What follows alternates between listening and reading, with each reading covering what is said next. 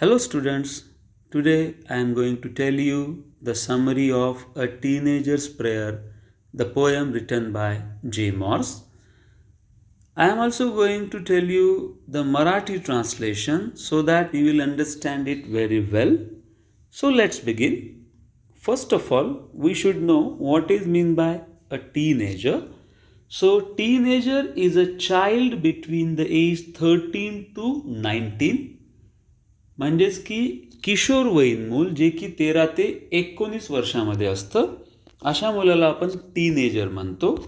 आणि ही एक प्रेयर आहे, म्हणजे एक प्रार्थना आहे. म्हणजे किशोरवयीन मुलाने म्हटलेली एक प्रार्थना आपण बघणार आहोत. आणि या प्रार्थनेमधून त्याने आपल्या फिलिंग्स ज्या व्यक्त केलेल्या आहेत, आपल्या ज्या भावना व्यक्त केलेल्या आहेत, त्या आपण समजून घेणार आहोत. See the first stanza. Each day brings new beginnings, decisions I must make. I am the only one to choose the road that I will take. Here, the poet says that each day brings new choices, and it is up to us to decide which path to take in life. म्हणजेच की प्रत्येक दिवस एक नवीन सुरुवात घेऊन येतो आणि मला माझ्या आयुष्यातील निर्णय घ्यायचे असतात. कोणता मार्ग निवडायचा हे ठरवण्याची जबाबदारी माझीच आहे. See the next stanza. I can choose to take the road of life that leads to great success और travel down the darken road that leads to great distress.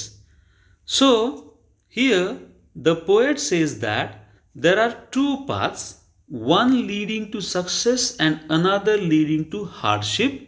So the decision is ours and we have to make the decision to determine our future and to choose the particular road.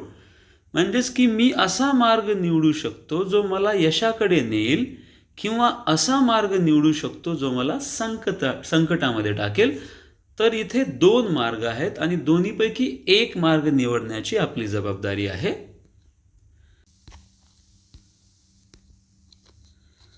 C the third stanza.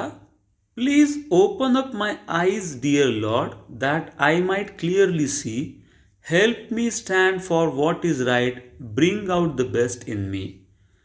Here the poet prays to god for clarity and wisdom to make the right choices and to always stand for what is right.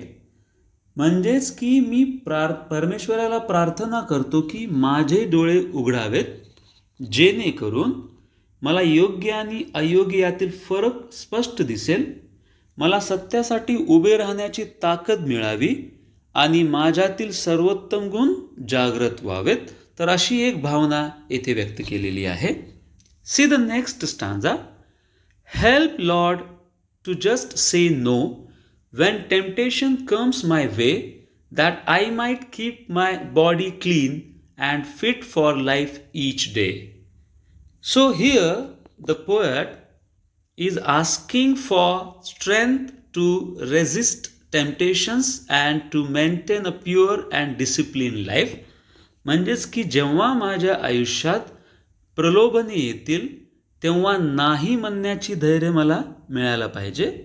माझे शरीर, मन आणि आत्मा शुद्ध आणि एकदम तंदुरुस्त राहायला पाहिजे, अशी मी प्रभूला विनंती करतो. See the last stanza. When my teenage years are over, I know that I will see that life is lived its very best with you walking next to me. The poet expresses faith that at the end of his teenage years, he will realize that life is best lived with God's guidance and presence. म्हणजेच की जेव्हा माझे किशोरवय संपेल आणि मी मागे वळून पाहीन, तेव्हा मला जाणवेल की जीवन खरोखरच चांगल्या प्रकारे जगता येते जेव्हा देव माझ्या सोबत असतो आणि मला योग्य मार्ग दाखवतो. तर विद्यार्थी मित्रांनो, आपण ही कविता एकदम सोप्या भाषेमध्ये आणि मराठी ट्रान्सलेशन करून समजण्याचा प्रयत्न केलेला आहे. आय होप तुम्हाला ही नक्की समजली असेल. अशाच प्रकारच्या वेगवेगळ्या व्हिडिओसाठी चॅनलला सबस्क्राईब करा. थँक्यू.